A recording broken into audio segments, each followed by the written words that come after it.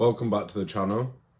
It's York this week, so let's take a little closer look at some of the horse racing action at York for the Ebor Festival. Starting off on Wednesday, the second race, 7 furlong Acomb Group 3 for the 2-year-olds.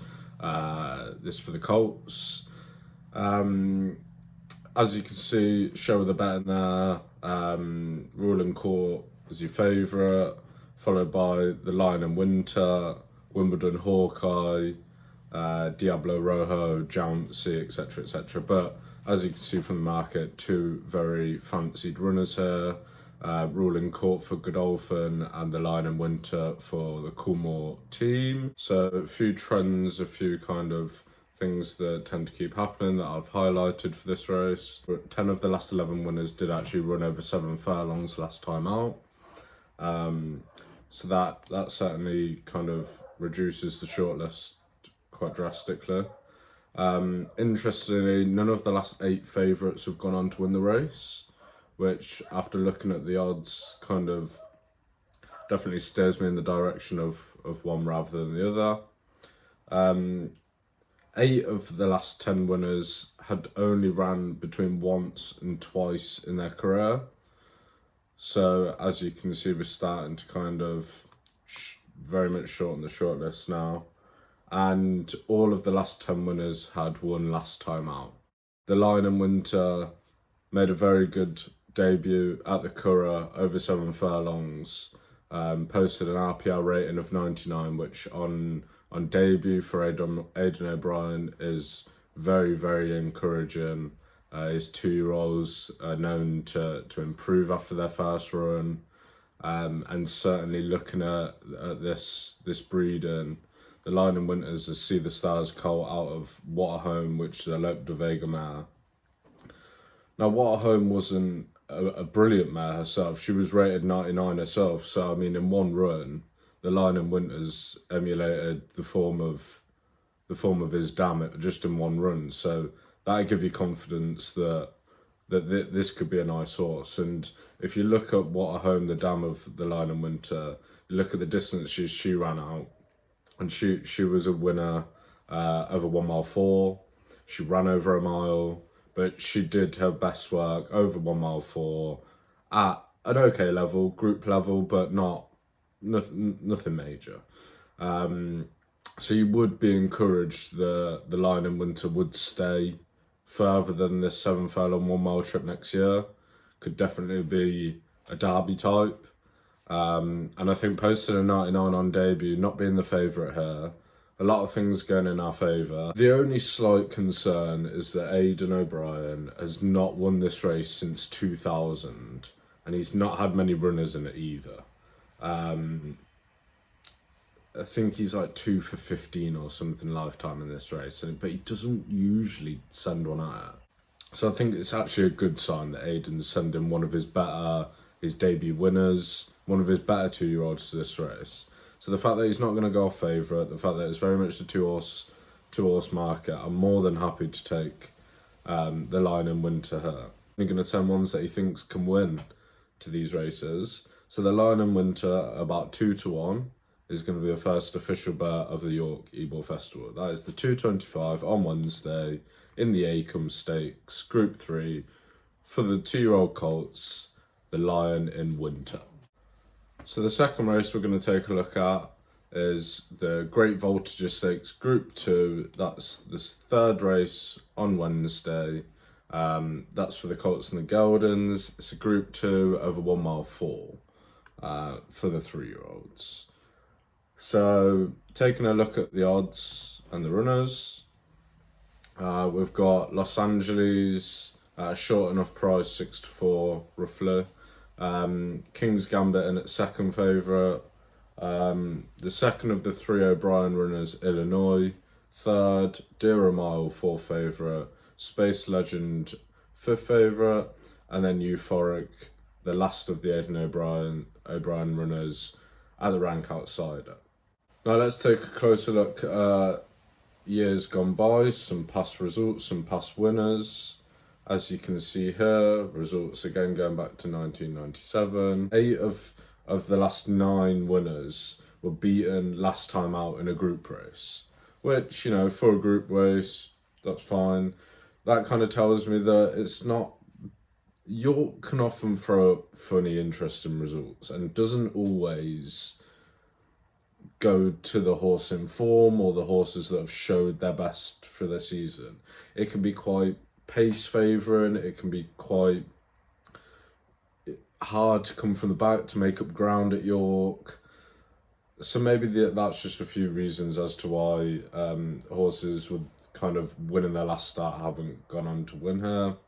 They were actually beaten in an Irish or an English derby, 5 of the last 9. So that kind of shows you maybe that some beaten horses in derbies tend to be forgotten horses when it comes to the Voltigeur. We're at the end of August now. The derby was nearly 2 months ago. But don't be discounting any beaten runner in a derby out of this. We've got obviously Los Angeles, who won the Irish Derby. We've got Illinois, who on his last start in England won, but did get beat in the Grand Prix de Paris last time out. So he would be a possibility in this race. He looked good in the Queen's Vase, but I just think maybe that 1 mile 6 is his perfect trip and the 1 mile 4 isn't exactly what he wants. Euphoric is a massive outsider and hasn't won yet this season. King's Gambit has been beaten the last twice, but it was only a Group 2 last time. It was against Alflela, which is a good piece of form. The time before that, Ascot Group 3 beaten by JRB. They are both good pieces of form, but again, I want to be on a horse that may be disappointed in a derby. And that just leads me to Dear a Mile. Now you can get a good price on this horse, 8, 9, 10 to 1. I think it's all sound. He was beaten by City of Troy in the derby last time. That's not an issue. City of Troy's come out and won again since. I'm not the biggest City of Troy fan, as we'll figure out later on in this video. Los Angeles is the biggest danger. He is a derby winner. But as I said, I think price, based on price alone, a beaten 4th in an Epsom derby is as good a form as any of these have in there. So I'm more than happy to chance Dear a Mile for Owen Burrows and Jim Crowley at roughly 9 to 1 here.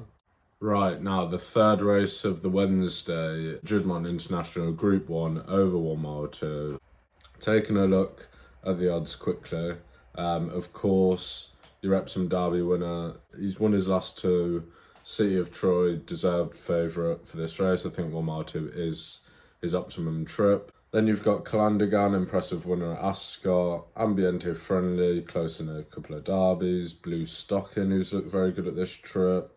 Good at a mile 4 as well. Thought she would have won the Yorkshire Oaks, to be honest. So she's either working really well or they don't quite fancy over a 1 mile 4 trip. I'm not too sure, but I thought she would have won that. Zarachem, it was very close to August Rodan last time. Alflela, it was good last time out. And then a few bigger prices, Ghostwriter, Maldrum, Isra, Docklands, Dureza, a Japanese horse, I believe, Royal Rome, who would want a lot more cut in the ground, and Hans Andersen, who looks like he's going to be a pace setter for City of Troy. 9 of the last 10 were top 3 in the betting, so one of the top 3 favourites did go on to win this race 9 out of the last 10 years. And 8 of the last 10 were rated 120 plus. So you're already starting to see the kind of profile of horse that you want in this race, something towards the top of the market. 7 of the last 10 winners of the Juddmonte did win last time out. Additionally to that, 2 of the last 5 winners actually ran at the Royal Meeting at Ascot. So don't be put off by a horse that's possibly got 60 plus stays since their last run. Only 4 of the last 10 were 3-year-olds, but I don't think that's enough to put me off 3-year-olds entirely for this race.